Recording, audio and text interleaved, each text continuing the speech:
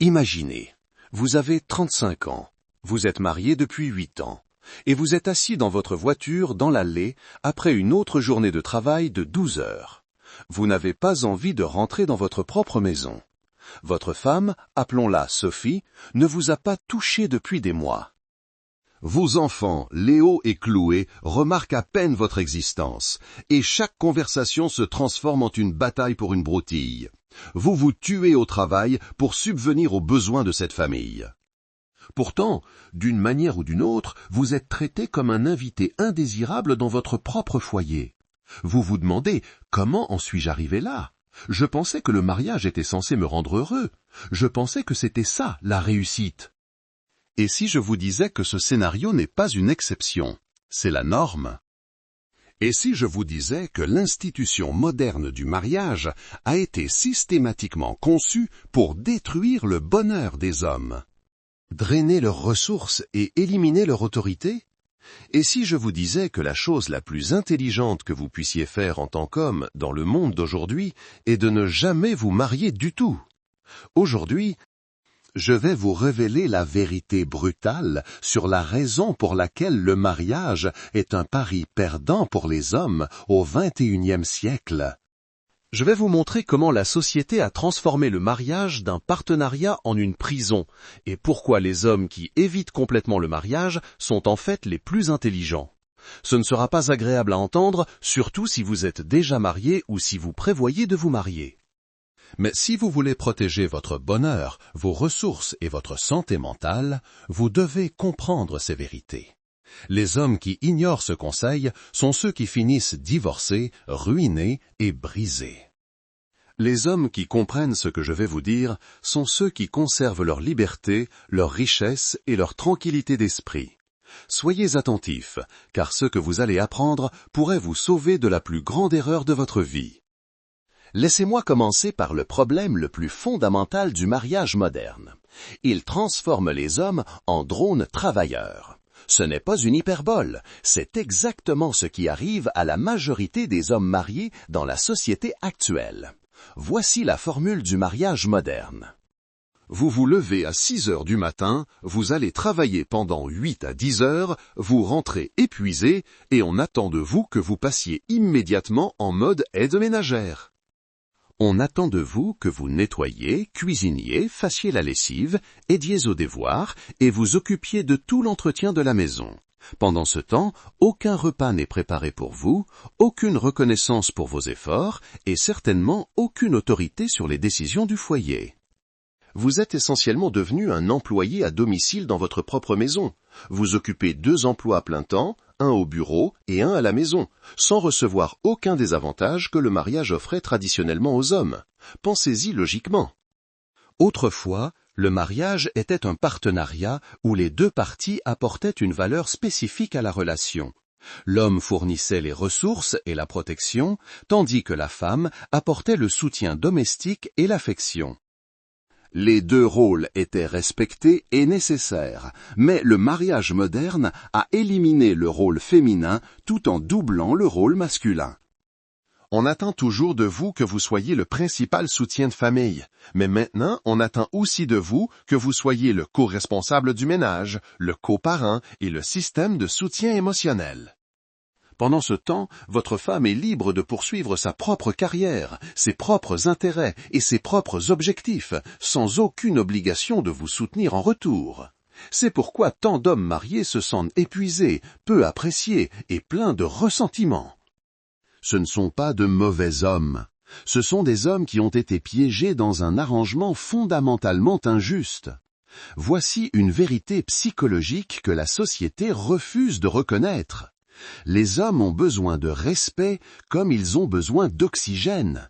Ce n'est pas facultatif. C'est ancré dans la psychologie masculine. Quand un homme ne se sent pas respecté, il commence à se détériorer émotionnellement, mentalement et même physiquement. C'est pourquoi les hommes travaillent si dur pour réussir dans leur carrière. C'est pourquoi ils désirent de l'argent, des symboles de statut et des postes d'autorité. Il ne s'agit pas de matérialisme, il s'agit de gagner le respect de leur père et de leur environnement. Mais voici la cruelle ironie. L'institution même qui est censée fournir aux hommes le plus de respect, le mariage, est devenue l'endroit où ils en reçoivent le moins. Dans un mariage moderne typique, les opinions de l'homme sont rejetées, ses décisions sont remises en question et son autorité est sapée à chaque instant. Il est traité comme un enfant qui a besoin de surveillance, plutôt que comme un partenaire dont le jugement est apprécié. Laissez-moi vous donner un exemple concret. Un homme travaille 60 heures par semaine pour offrir une belle maison à sa famille. Quand il rentre chez lui et suggère qu'il devrait peut-être reconsidérer un achat important, sa femme lève les yeux au ciel et lui dit qu'il ne comprend pas les besoins de la famille. Ses décennies d'expérience de vie et son rôle de principal pourvoyeur ne comptent pour rien dans cette conversation. Cette dynamique est si courante que la plupart des gens ne la reconnaissent même pas comme un manque de respect. Mais imaginez si vous traitiez votre patron de cette façon au travail, ou si vous traitiez un client de cette façon en affaires. Vous seriez renvoyé immédiatement parce que tout le monde comprend que le respect est nécessaire pour des relations fonctionnelles. Pourtant, d'une manière ou d'une autre, dans le mariage, manquer de respect à son mari est devenu non seulement acceptable, mais attendu. On encourage les femmes à tenir tête à leur mari, à ne pas le laisser vous contrôler et à prendre vos propres décisions. Tout cela est un code pour manquer de respect à votre mari quand vous en avez envie. La société moderne s'est engagée dans ce que j'appelle le projet d'élimination de l'autorité. Un effort systématique pour supprimer toute autorité masculine du foyer. Ce n'est pas accidentel. Cela a été délibérément programmé dans notre culture par les médias, l'éducation et le conditionnement social.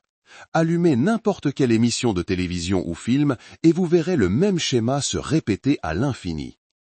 Le père est dépeint comme un idiot maladroit à qui on ne peut pas confier de décision de base, tandis que la mère est la personne intelligente et capable qui doit réparer ses erreurs. Cette programmation est si omniprésente que la plupart des gens ne la remarquent même plus. Le message est clair. Les hommes sont trop stupides, trop égoïstes et trop incompétents pour avoir une réelle autorité dans leur propre foyer. La femme doit être le décideur final sur tout, des finances à l'éducation des enfants en passant par la gestion du ménage.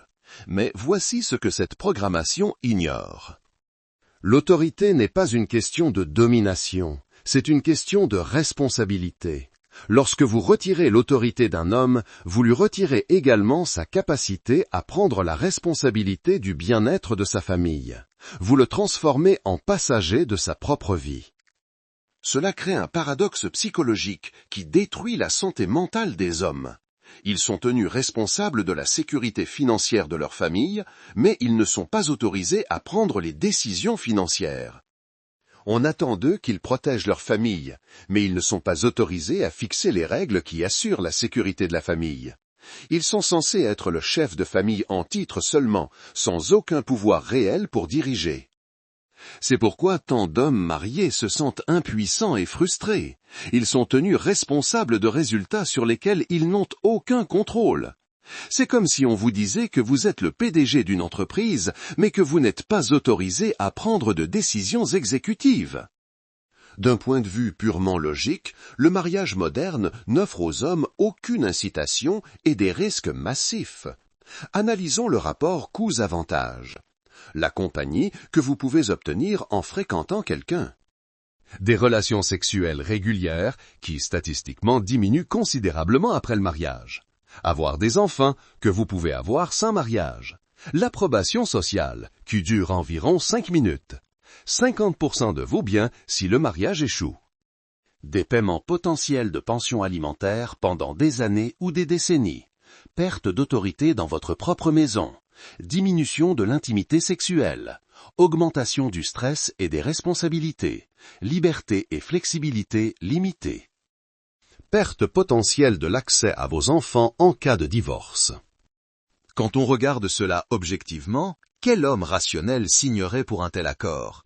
Vous acceptez essentiellement de renoncer à votre liberté, votre autorité et potentiellement la moitié de votre richesse. En échange de quoi exactement? Les avantages traditionnels du mariage. Le soutien domestique, l'exclusivité sexuelle, la stabilité sociale ont été systématiquement éliminés, tandis que tous les coûts et risques ont été amplifiés. C'est comme accepter d'acheter une voiture sans moteur, sans garantie et avec un plan de paiement qui dure éternellement. C'est pourquoi les taux de mariage chutent parmi les hommes instruits et qui réussissent. Ils n'ont pas peur de l'engagement. Ils sont assez intelligents pour reconnaître une mauvaise affaire quand ils en voient une. L'un des aspects les plus dévastateurs du mariage moderne est le phénomène répandu des mariages sans sexe. Les statistiques montrent que 20 à 40% des mariages sont essentiellement sans sexe, les couples ayant des relations intimes moins de 10 fois par an. Pensez à l'impact psychologique de cela sur les hommes. Vous engagez votre vie auprès d'une femme, renonçant à toutes les autres options, puis elle retire progressivement la chose même qui vous a motivé à prendre cet engagement en premier lieu. Il ne s'agit pas seulement de besoins physiques. Il s'agit de se sentir désiré et apprécié. Lorsque votre femme cesse de montrer de l'intérêt sexuel pour vous, cela envoie un message clair que vous n'êtes pas attirant, pas désirable et que vous ne valez pas l'effort. C'est une forme de rejet qui touche au cœur de l'identité masculine. Mais voici la cruelle tournure.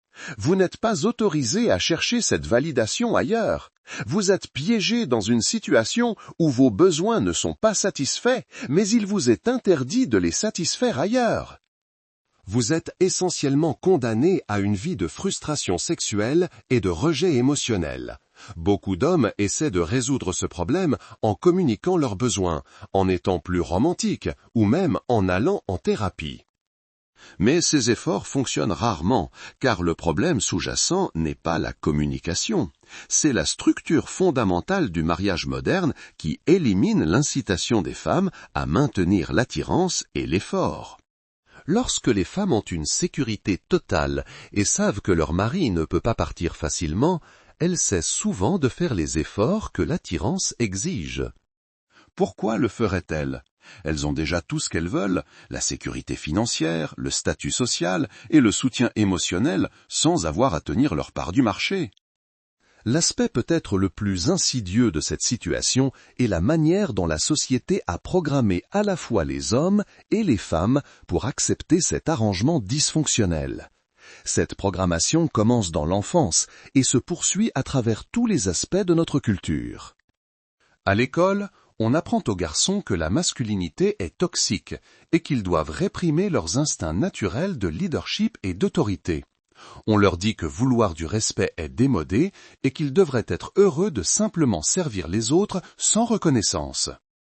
Les médias renforcent cette programmation en dépeignant constamment la masculinité traditionnelle comme malveillante et les hommes qui veulent de l'autorité comme abusifs. Tout homme qui attend du respect de sa femme est qualifié de contrôlant ou de misogyne. Même notre système juridique a été conçu pour soutenir cette programmation. Les tribunaux des affaires familiales se rangent presque toujours du côté des femmes dans les litiges de garde d'enfants. Les accords de divorce favorisent les femmes quelles que soient les circonstances, et les lois sur la violence domestique sont rédigées de manière à supposer que les hommes sont toujours les agresseurs. Cette programmation est si efficace que la plupart des hommes ne réalisent même pas qu'ils sont manipulés. Ils acceptent le manque de respect comme normal. Ils s'excusent d'avoir des besoins et se sentent coupables de vouloir être bien traités dans leur propre foyer. Le résultat est une génération d'hommes qui ont été psychologiquement castrés. Ils traversent la vie en acceptant moins que ce qu'ils méritent parce qu'ils ont été convaincus que s'attendre à plus fait d'eux de mauvaises personnes. Voici une vérité psychologique que peu de gens comprennent. Le manque de respect chronique crée une dépression clinique chez les hommes. Il ne s'agit pas seulement de se sentir triste, c'est une condition de santé mentale grave qui peut conduire au suicide, à la toxicomanie et à un comportement violent. Quand un homme est constamment traité sans respect, son cerveau commence à s'éteindre. Il perd sa motivation, son énergie et son espoir. Il commence à douter de sa propre valeur et de sa compétence. Au fil du temps, cet abus psychologique crée les mêmes symptômes que la dépression majeure. C'est pourquoi les statistiques sur la violence domestique sont si trompeuses. Elles se concentrent sur la violence physique tout en ignorant la destruction psychologique que cause le manque de respect chronique. Un homme qui est constamment rabaissé, ignoré et miné par sa femme subit des abus, même si elle ne lève jamais la main sur lui. Le plus tragique est que la société non seulement ignore cette forme d'abus, mais l'encourage. On apprend aux femmes que manquer de respect à leur mari est une forme d'émancipation, et que les hommes qui veulent du respect sont fragiles ou peu sûrs d'eux. Mais la réalité est que le manque de respect est incroyablement dommageable pour la psyché humaine. C'est ce qui pousse les hommes à des comportements extrêmes, à la toxicomanie et même à la violence. Lorsque vous détruisez systématiquement le sentiment de valeur et de dignité d'un homme, vous jouez avec de la dynamite psychologique. C'est pourquoi tant d'hommes mariés se sentent déprimés, anxieux et sans espoir. Ils ne sont pas faibles, ce sont des êtres humains qui sont soumis à une torture psychologique dans leur propre foyer. Lorsque les hommes se retrouvent dans ces mariages irrespectueux et sans autorité, ils réagissent généralement de l'une des 3 manières suivantes: combattre, fuir ou se figer. La réponse de combat. Certains hommes essaient d'affirmer leur autorité par le conflit. Ils se disputent, exigent le respect et tentent d'établir des limites. Cela se retourne généralement contre eux, car la société a qualifié toute tentative d'autorité masculine d'abusive ou de contrôlante. Ces hommes finissent souvent devant le tribunal de divorce, dépeints comme les méchants. La réponse de fuite. D'autres hommes partent tout simplement. Ils quittent le mariage, abandonnant parfois leurs enfants et leurs responsabilités. La société condamne ces hommes comme des irresponsables, mais souvent ce sont juste des hommes qui ne pouvaient plus supporter l'abus psychologique. La réponse de figement. La majorité des hommes choisissent de se figer. Ils se ferment émotionnellement, cessent de se battre pour le respect et endurent simplement la situation. Ils deviennent des coquilles vides, traversant l'émotion du mariage tout en mourant à l'intérieur. Aucune de ces réponses n'est saine, mais ce sont toutes des réactions prévisibles à une situation impossible. Quand vous mettez un homme dans une position où il n'a ni autorité, ni respect, ni échappatoire facile, vous obtiendrez l'une de ces 3 réponses. La tragédie est que la société blâme les hommes pour ces 3 réponses au lieu de reconnaître que le système lui-même est défaillant. Les hommes sont critiqués pour s'être défendus, condamnés pour être partis et moqués pour avoir abandonné. Il n'y a littéralement aucune réponse considérée comme acceptable. Voici la partie la plus frustrante de toute cette situation. La solution est incroyablement simple, mais personne ne veut la mettre en œuvre. Rendre un homme heureux en mariage ne demande rien de plus que du respect et de l'appréciation de base. Une femme pourrait transformer son mariage du jour au lendemain en faisant des choses simples comme demander l'avis de son mari sur les décisions, le remercier pour ses efforts, lui parler respectueusement en public, reconnaître ses contributions à la famille. Montrer de l'affection physique et de l'attirance. Ce ne sont pas des concepts révolutionnaires, ce sont des politesses humaines de base, mais elles sont devenues si rares dans les mariages modernes que lorsqu'elles se produisent, les hommes sont choqués et reconnaissants. La raison pour laquelle ces solutions simples ne sont pas mises en œuvre est qu'elles exigent que les femmes reconnaissent la valeur des hommes et les traitent avec respect. Mais la programmation sociale actuelle dit aux femmes que respecter leur mari est une forme de soumission et qu'elles ne devraient jamais reconnaître l'autorité ou la contribution masculine. Ainsi, au lieu de mettre en œuvre des solutions simples qui rendraient tout le monde plus heureux, nous continuons avec un système qui rend les hommes malheureux, les éloigne du mariage et finit par détruire les familles. Voici une illustration frappante de la défaillance du système. De nombreux hommes mariés déclarent recevoir plus de respect et d'appréciation de la part d'inconnus que de leurs propres femmes. Cela inclut tout, des employés de service aux, oui, même les stripteaseuses. Pensez à l'impact psychologique de cela. Un homme peut dépenser de l'argent pour une stripteaseuse et recevoir plus de sourires sincères, d'appréciation et d'attention positive qu'il n'en reçoit de la femme à qui il a consacré sa vie. La stripteaseuse le remercie, le traite bien et lui fait se sentir valorisé. Pendant ce temps, sa femme le critique, ignore ses efforts et le traite comme une nuisance. Ce n'est une comparaison que personne ne devrait avoir à faire, mais elle illustre à quel point le mariage est tombé bas. Lorsque les hommes sont mieux traités par des travailleuses du sexe que par leurs épouses, quelque chose ne va fondamentalement pas avec l'institution.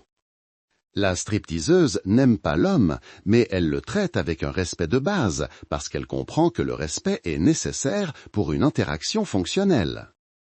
La femme prétend aimer l'homme, mais elle le traite plus mal qu'elle ne traiterait un étranger, parce qu'elle tient son engagement pour acquis. Ce paradoxe révèle le problème central du mariage moderne. Il supprime l'incitation des femmes à bien traiter les hommes, tout en piégeant les hommes dans des situations où ils n'ont pas d'alternative. Les dommages psychologiques causés par les mariages irrespectueux créent une crise de santé mentale chez les hommes que la société refuse de reconnaître. Les taux de suicide chez les hommes d'âge moyen ont grimpé en flèche. Et beaucoup de ces suicides sont directement liés à des problèmes conjugaux et à des sentiments d'inutilité. Lorsque vous détruisez systématiquement le sentiment de but, d'autorité et de valeur d'un homme, vous créez les conditions parfaites pour la dépression, l'anxiété et les idées suicidaires. Les hommes qui se sentaient autrefois confiants et capables deviennent l'ombre d'eux-mêmes, remettant en question leur valeur et leur place dans le monde. Cette crise est aggravée par le fait que les hommes sont découragés de chercher de l'aide ou d'exprimer leurs sentiments. On leur dit de faire l'homme et de gérer leurs problèmes en silence, tout en étant simultanément dépouillés de toutes les sources traditionnelles de force et d'identité masculine. Le résultat est une génération d'hommes qui souffrent en silence, médicamentant leur douleur avec de l'alcool, des drogues ou d'autres comportements destructeurs. Ils ne sont pas faibles, ce sont des êtres humains qui sont psychologiquement détruits par un système qui était censé les soutenir. Au-delà des coûts émotionnels et psychologiques, le mariage présente d'énormes risques financiers pour les hommes. En cas de divorce, les hommes perdent généralement 50% de leurs biens accumulés pendant le mariage. Leur maison est attribuée à la femme dans la plupart des cas, des paiements mensuels substantiels de pension alimentaire, des paiements de pension alimentaire pour enfants, même s'ils ont la garde partagée, leurs économies de retraite et leurs investissements. Souvent, leur perspective de carrière en raison du stress et du temps exigé par le divorce. Pendant ce temps, ils sont souvent contraints de maintenir le même niveau de vie pour leur ex-femme, tout en réduisant considérablement leur propre situation de vie. De nombreux hommes divorcés finissent par vivre dans de petits appartements tout en continuant à payer pour la maison familiale dans laquelle ils ne peuvent plus vivre. La dévastation financière est si grave que de nombreux hommes ne s'en remettent jamais. Ils passent le reste de leur vie à payer pour un mariage qui a échoué, tandis que leurs ex-femmes passent à de nouvelles relations avec leur sécurité financière intacte. Ce risque financier à lui seul fait du mariage une terrible affaire pour les hommes. Mais lorsqu'il est combiné à tous les autres coûts et risques, il devient complètement irrationnel d'un point de vue de la planification financière. L'un des aspects les plus dévastateurs du mariage moderne est la façon dont les enfants sont souvent utilisés comme des armes contre les hommes. Malgré le paiement d'une pension alimentaire et le désir d'être impliqués dans la vie de leurs enfants, de nombreux pères divorcés se retrouvent marginalisés et exclus des décisions importantes. Les tribunaux des affaires familiales accordent généralement la garde principale aux mères, quel que soit le parent le mieux adapté pour élever les enfants. Les pères deviennent des visiteurs du week-end dans la vie de leurs enfants tout en étant financièrement responsables de leur éducation. Ce système incite les femmes à initier le divorce car elles savent qu'elles garderont le contrôle sur les enfants tout en recevant un soutien financier. Il leur donne également un pouvoir énorme pour manipuler les hommes en menaçant de limiter l'accès à leurs enfants. L'impact psychologique sur les hommes qui perdent le contact quotidien avec leurs enfants est dévastateur. Ils sont forcés de voir leurs enfants grandir à distance tout en étant impuissants à les protéger ou à les guider à travers les défis de la vie. La société a créé un piège où les hommes sont perdants quoi qu'ils fassent en matière de mariage.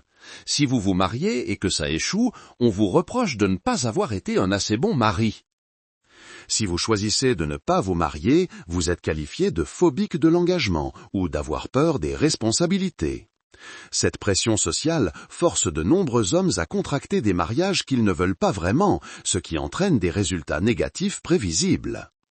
Les hommes qui seraient parfaitement heureux de rester célibataires sont poussés par la honte à prendre des engagements qui les rendent finalement malheureux. La réalité est que de nombreux hommes ne sont tout simplement pas faits pour les exigences du mariage moderne. Ils seraient plus heureux, plus productifs et plus épanouis s'ils étaient libres de se concentrer sur leur carrière, leur passe-temps et leur développement personnel sans le stress et les conflits constants d'un mariage dysfonctionnel. Mais la société refuse de reconnaître que le mariage n'est pas fait pour tout le monde, surtout dans sa forme actuelle. Au lieu de cela, elle continue de pousser les hommes vers une institution qui sert les intérêts des femmes tout en détruisant le bonheur et le bien-être des hommes. Les hommes qui choisissent de rester célibataires ne manquent rien. Ils font un choix intelligent qui leur permet de maximiser leur bonheur et leur potentiel. Les hommes célibataires ont un contrôle total sur leur temps et leur énergie, la capacité de poursuivre leurs objectifs sans interférence. La liberté financière d'investir en eux-mêmes et dans leur avenir, l'option de fréquenter plusieurs femmes sans engagement, aucun risque de perdre la moitié de leurs biens en cas de divorce, la liberté de déménager, de changer de carrière ou de prendre des risques, la tranquillité d'esprit. Sachant qu'ils ne peuvent pas être piégés dans une mauvaise situation. Cela ne signifie pas éviter complètement les relations. Cela signifie éviter le piège légal et social du mariage tout en conservant la liberté de se connecter avec les femmes selon vos propres termes. De nombreux hommes qui réussissent ont découvert qu'ils peuvent avoir des relations significatives, une excellente vie sexuelle et un épanouissement émotionnel sans signer de contrat de mariage. Ils peuvent profiter des avantages de la compagnie féminine tout en maintenant leur autonomie et en protégeant leurs ressources. D'un point de vue biologique, les hommes ne sont pas conçus pour la monogamie de la manière que le mariage moderne l'exige. Tout au long de l'histoire de l'humanité, les hommes qui réussissaient ont eu plusieurs partenaires, et cet instinct polygame est toujours présent dans la psychologie masculine. Le mariage moderne force les hommes à réprimer leurs désirs naturels et à s'engager envers une seule femme pour la vie, souvent lorsque cette femme ne fait plus l'effort de rester attirante ou désirable. Cela crée un conflit interne et une frustration qui mène à l'infidélité, au divorce ou un malheur à vie. Les hommes qui comprennent cette réalité biologique et choisissent de travailler avec elle plutôt que contre elle sont souvent plus heureux et plus épanouis. Ils peuvent avoir de la variété dans leur vie amoureuse, tout en évitant la prison psychologique de la monogamie forcée. D'un point de vue économique, le mariage est l'un des pires investissements qu'un homme puisse faire. Le retour sur investissement est négatif, le risque est énorme et le coût d'opportunité est massif. Un homme qui reste célibataire peut investir son argent dans sa carrière, son éducation, sa santé et son avenir. Il peut prendre des risques, créer des entreprises et accumuler de la richesse sans avoir à tenir compte des besoins et des opinions d'une épouse qui pourrait ne pas partager sa vision. L'argent que les hommes mariés dépensent pour les mariages, les maisons plus grandes, les vacances en famille et finalement les avocats spécialisés en divorce pourrait être investi dans des actifs qui prennent réellement de la valeur. Le temps et l'énergie consacrés à la gestion d'un mariage difficile pourraient être canalisés vers des activités productives qui créent une valeur durable. Quand on regarde les hommes les plus brillants de l'histoire, beaucoup d'entre eux ne se sont jamais mariés, ou se sont mariés tard dans la vie, après avoir déjà atteint leurs objectifs. Ils ont compris que le mariage peut être une distraction de la grandeur, pas un chemin vers elle. La dure réalité est que les femmes modernes ne sont pas préparées ou intéressées à être de bonnes épouses. On leur a appris à donner la priorité à leur carrière, à leur indépendance et à leur épanouissement personnel plutôt qu'à leurs relations et à leur famille. Ce n'est pas nécessairement de leur faute, c'est le résultat de décennies de programmation sociale qui leur ont dit que le mariage était oppressif et qu'elles devaient se concentrer sur la compétition avec les hommes plutôt que sur leur complémentarité. Mais le résultat est une génération de femmes qui manquent des compétences, de l'état d'esprit et de la motivation pour créer des mariages réussis. Les femmes modernes considèrent souvent le mariage comme un moyen de garantir la stabilité financière et le statut social, plutôt que comme un partenariat où elles apportent de la valeur. Elles attendent des hommes qu'ils s'adaptent à leurs besoins, tout en offrant peu en retour au-delà de leur présence. Les femmes qui comprennent comment créer des mariages réussis sont de plus en plus rares, et elles sont généralement choisies par des hommes qui comprennent leurs valeurs tôt dans la vie. L'homme moyen qui entre aujourd'hui sur le marché des rencontres a peu de chances de trouver une femme qui rendra le mariage valable. Après avoir examiné toutes les preuves, les coûts psychologiques, les risques financiers, la programmation sociale, le manque d'incitation et l'injustice fondamentale du contrat de mariage moderne, la conclusion est claire. Le mariage est un pari perdant pour les hommes au XXIe siècle. L'institution, qui était autrefois conçue pour bénéficier aux deux parties, a été transformée en un système qui sert les intérêts des femmes tout en détruisant le bonheur, la richesse et la liberté des hommes.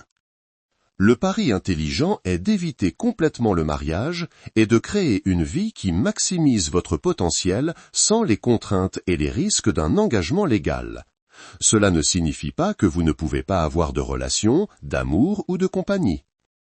Cela signifie que vous pouvez avoir toutes ces choses sans signer un contrat qui donne à quelqu'un d'autre le pouvoir de détruire votre vie chaque fois qu'il choisit de l'exercer. Les hommes qui comprennent cette vérité et agissent en conséquence sont ceux qui prospéreront dans le monde moderne. Ils auront la liberté de poursuivre leurs objectifs, les ressources pour investir dans leur avenir et la tranquillité d'esprit qui vient du fait de savoir qu'ils ne peuvent pas être piégés dans une situation qui les rend malheureux. Le choix vous appartient. Vous pouvez continuer à croire aux contes de fées du mariage que la société vous vend, ou vous pouvez accepter la réalité de ce que le mariage est devenu et prendre des décisions qui servent vos meilleurs intérêts. Les hommes qui choisiront judicieusement se remercieront pour le reste de leur vie. Les hommes qui ignoreront ce conseil en paieront le prix pendant des décennies. Votre vie, votre liberté et votre bonheur sont trop précieux pour être misés sur une institution conçue pour jouer contre vous. Choisissez judicieusement. Dites-nous dans les commentaires de quel pays ou de quelle ville vous nous suivez. Ça nous fait toujours extrêmement plaisir de savoir d'où vous venez. Et vous, qu'avez-vous pensé de cette histoire? A-t-elle résonné en vous d'une manière ou d'une autre? Si vous aussi, vous avez une histoire incroyable, touchante ou inspirante à partager, n'hésitez pas à la raconter ci-dessous. Nous adorons vous lire et créer cette belle communauté de partage. Où que vous soyez dans le monde, nous espérons que vous êtes en paix et en sécurité. Prenez bien soin de vous et de vos proches. À très bientôt.